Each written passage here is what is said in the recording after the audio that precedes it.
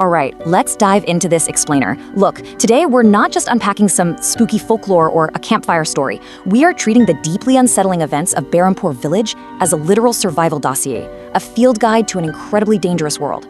If you find yourself drawn to the supernatural, or if you're just fascinated by how ancient myths can violently collide with modern reality, you really need to pay close attention. The entities we're about to analyze don't just haunt, they hunt, and knowing the rules of their environment might just be the only thing that keeps you alive. Bum bum bash. Bum bum bash. Okay, just picture hearing that deep, guttural chant echoing through a pitch-black forest. Seriously, that sound is not just some creepy atmospheric detail. It is a creeping, unavoidable death sentence. The second you hear that rhythmic chant, a countdown has started. Our goal today is to understand exactly what is making that sound, and more importantly, how to survive it.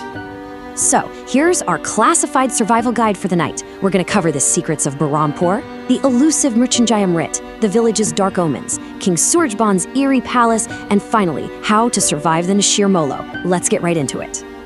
Part 1. The Secrets of Berhampur Village. Let's quickly lay the groundwork here and look at the incredibly deceptive geography of this place.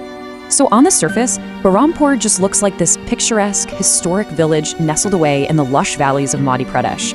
You know, the kind of place that seems totally peaceful, basically untouched by time. But trust me, that beauty, it's a trap. It is absolute camouflage for these dark, centuries-old secrets.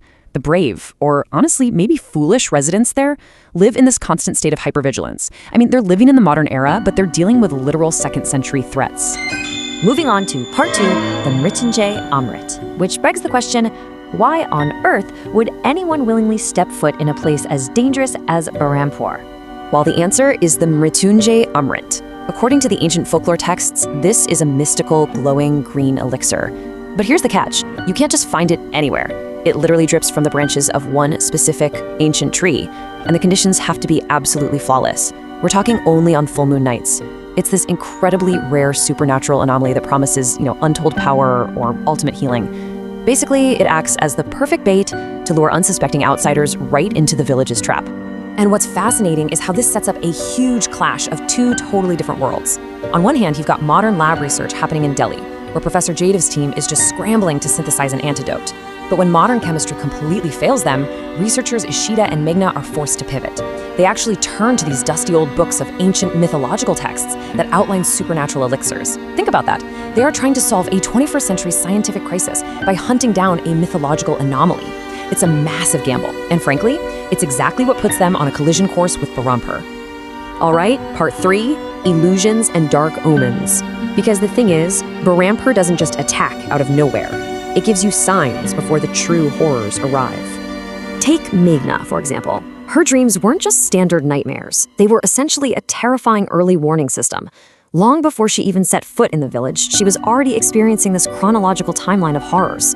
First, she's mentally wandering this dark 400-year-old forest. Next thing, she's being hunted and chased by this giant, terrifying bird. And then finally, right before waking up in a cold sweat, she discovers the exact tree dripping that green Mrityunjay Amrit. The environment was already infiltrating her subconscious, practically screaming at her about what she was walking into. So, the absolutely crucial thing to remember here is recognizing the environmental red flags. Normal reality, warm weather, clear skies, and peaceful temple prayers, that can shatter in an instant.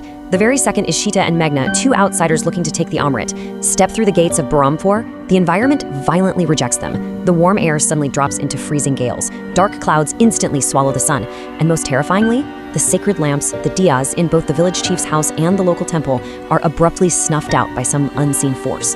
The village priest realizes it immediately. The anomaly has officially been triggered. Part 4, King Surajban's Palace. Because if the forest is the hunting ground, well, this place is the hunted core. So we're looking at King Surajban's Palace. And listen closely, because if you ever find yourself urban exploring in an ancient ruin, these are the massive red flags you need to watch out for. Sneaking out at midnight with the chief's son, Anuj, our researchers venture into this 400-year-old structure, and right away, Meghna gets hit with this intense, highly unnatural feeling of déjà vu, like she intimately knows the layout of a palace she's never even visited. Then the auditory anomalies kick in. We're talking distinct, heavy footsteps of invisible guards just pacing the corridors, and the grand finale, physical manipulation. A huge, heavy wooden door that had been jammed shut for years violently flies open completely on its own. Yeah, the palace is active, and it definitely knows they're inside. Which brings us to part 5, surviving the Nishirmolo. It's time to talk about the real threat in Berhampur, the entities that even the locals fear above all else.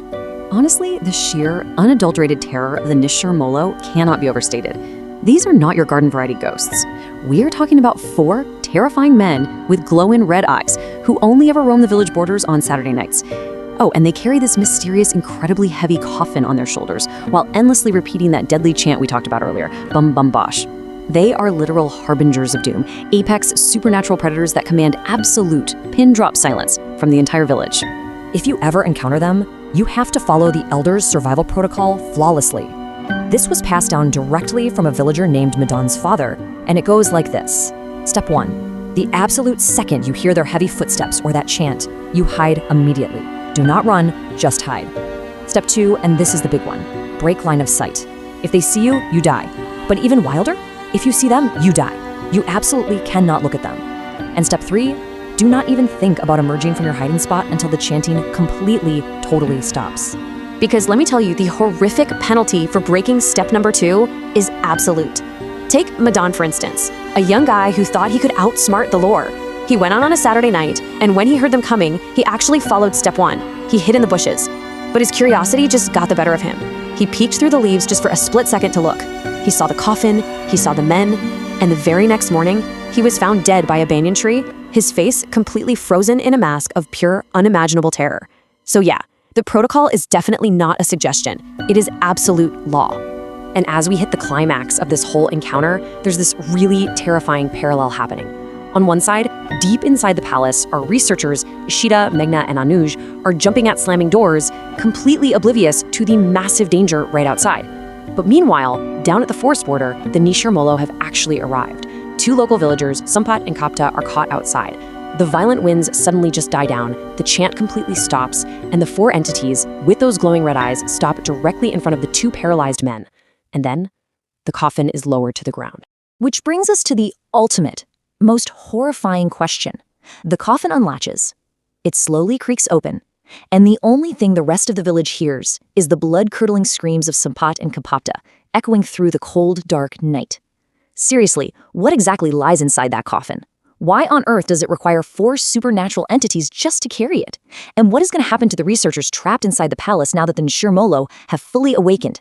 It's an absolutely terrifying cliffhanger, and it practically demands that we go seek out the next piece of this puzzle. So until next time, keep your eyes closed, stay out of dark forests, and whatever you do, if you hear the chant, do not look.